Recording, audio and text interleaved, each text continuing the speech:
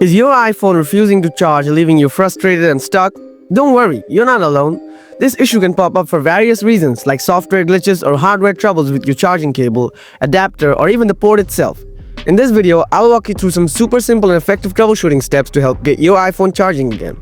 Let's dive right in. Solution 1. Check your charging cable and adapter. First, let's rule out any problems with your charging accessories. Try using a different Apple certified charging cable and adapter. This will help you figure out if your current ones are faulty. Then, if you can, plug your charger into a different power outlet to see if the issue might be with the outlet instead of your iPhone.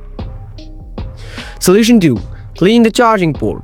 Now let's check your charging port. Sometimes dirt or dust can build up inside and block the connection.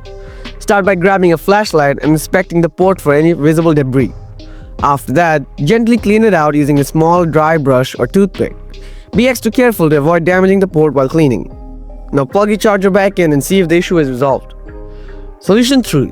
Enable low power mode.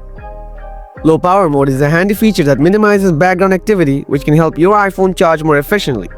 Open the settings app, then tap battery. Next, toggle on low power mode. This can be especially useful if your battery is critically low and you need to charge it quickly. Solution 4. Check for iOS updates. Sometimes outdated software can mess with your phone's functionality, including its ability to charge. Open Settings on your iPhone. Then tap General and select Software Update. If there's an update available, install it right away.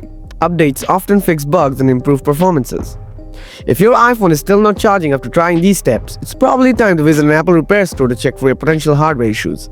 I hope this guide helped you solve the problem. Let me know in the comments if these solutions worked out for you, or if you have any other questions. Thanks for watching, and I'll see you in the next video.